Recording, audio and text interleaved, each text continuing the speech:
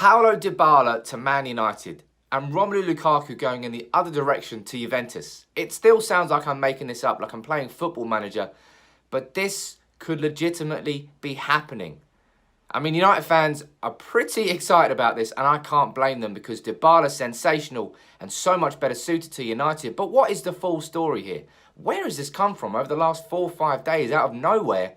How have United and Juventus agreed a swap deal, including Dybala and Lukaku? I'm going to run through all of this in today's full story look at the Dybala transfer rumours. Now, before I do begin, this video is supported and sponsored by Unibet, who are helping United People's TV through this transfer window. They've got a fantastic blog over there that I'll be writing an article on next week. Already have written an article on, and it's transfer related. And there'll be plenty on there about Dybala over the coming days as well. So make sure you follow the link in the description. Go over there and get involved. It will help United People's TV. But let's try and get our heads around this Dybala deal. So, Dybala, United had been tentatively linked with him for some time, but no real links emerged until Fabrizio Romano on July 26th said that Juventus were considering a swap deal, including Dybala for Lukaku. Cue pandemonium. Dybala for Lukaku, you being for real? Yes, please. And Sky Sports, they were pushing it from the British media front. So, Fabrizio Romano, if you don't know, is part of Di Marzio's working staff and part of Sky Italia as well. And he's got a very strong reputation this summer. Now, United fans were understandably excited about this because Dybala for Lukaku sounds like the most sensational swap deal in the entire world. But history has told us not to get too excited about a transfer rumour, certainly not at the beginning. But then the stories started to emerge in Italy as well, supporting what Fabrizio is saying. But they said that Dybala wanted to stay at Juventus and he didn't want to leave. And that Dybala wanted to fight for his place under their new boss, Maurizio Sarri, who's joined from Chelsea this summer. I mean, why wouldn't he want to stay at Juventus? They've got Ronaldo, they just signed De Ligt, they've got Aaron Ramsey, if you're a big fan of Ramsey. But Juventus are challenging and going for that Champions League title. They've won like 7 or 8 Scudettos in a row. They're dominant in the league.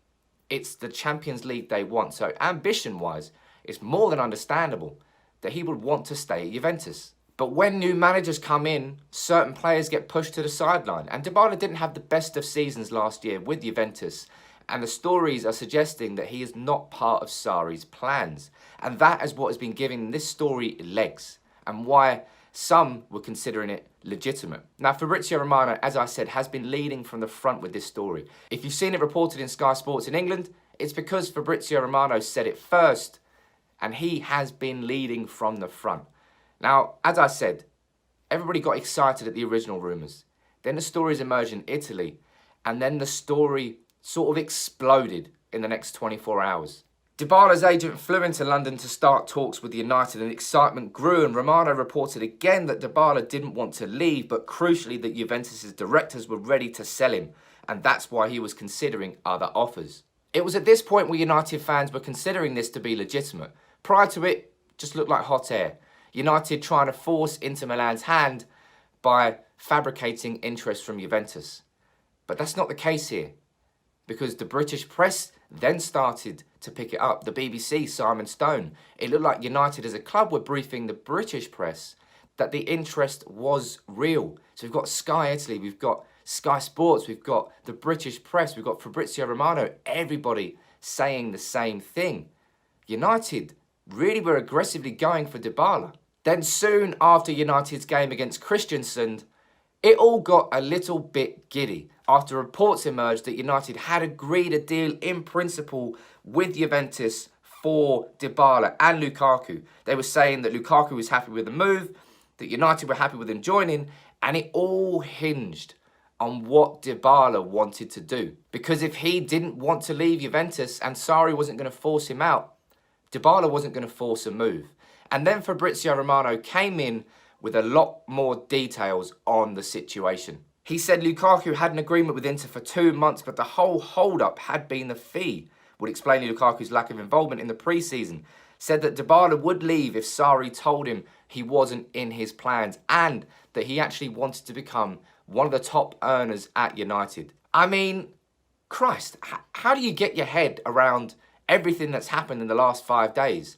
We've been sitting for months now waiting for Lukaku to join Inter Milan, for them to finally agree a price with United for Lukaku. And then out of nowhere, Juventus come in. Dybala's name gets thrown into the hat. His agent's flown to London. United have agreed a deal in principle with Juventus for Dybala, with Lukaku going the other way. Lukaku's happy to join. Dybala's happy to join United if Sarri tells him he's not in his plans. I mean, wow. Out of nowhere, this has become what could be the biggest transfer of the summer. Now, Dybala, he's not a player that would have been anywhere near the top of my list because I didn't think it was possible. But Dybala is a diminutive, technically gifted, world-class attacker. And if United can replace Lukaku, who's a slow, immobile, I would say, striker in comparison to someone like Dybala, whose natural movement would really slot into this sort of pre-season style that we've seen from United, then I would snap your hand off. It seems too good to be true. It really still feels too good to be true. But Lukaku, he will score 30 goals next season in Serie A, whether that's for Inter Milan or Juventus.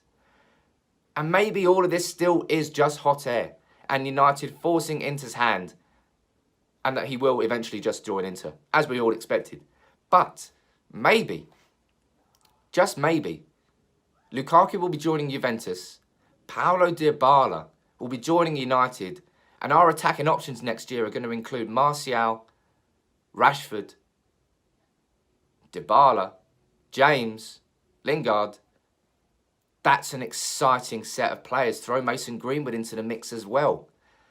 Hell fucking yes. Yes, please, all day long. I still really can't understand why Juventus would let Dybala go. But if he's not part of Sarri's plans, he's not part of Sarri's plans. It's as simple as that. And I, for one, would be happy to see Dybala come to United. But what do you make of all of this? Hopefully this video has helped you understand how the story is developed rapidly over the last 5-6 days and how maybe United are actually on the verge of signing a top-class player in Dybala. Now, I would understand if some fans had concerns about us just signing a world-class player who wasn't really on our radar on big wages, because that's something I feel the club has to avoid. But this feels like an opportunistic situation to sign a player who suits the style that Solskjaer is building.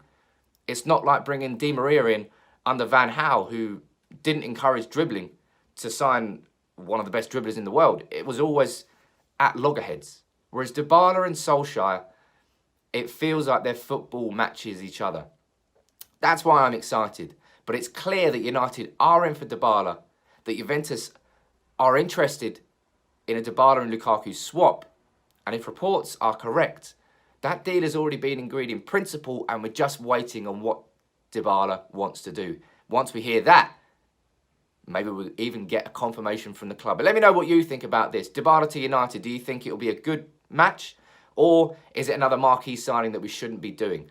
And Lukaku, do you want to keep him? Or would you rather have Dybala? Let me know in the comments below. As always, if you are new to United People's TV, make sure you subscribe.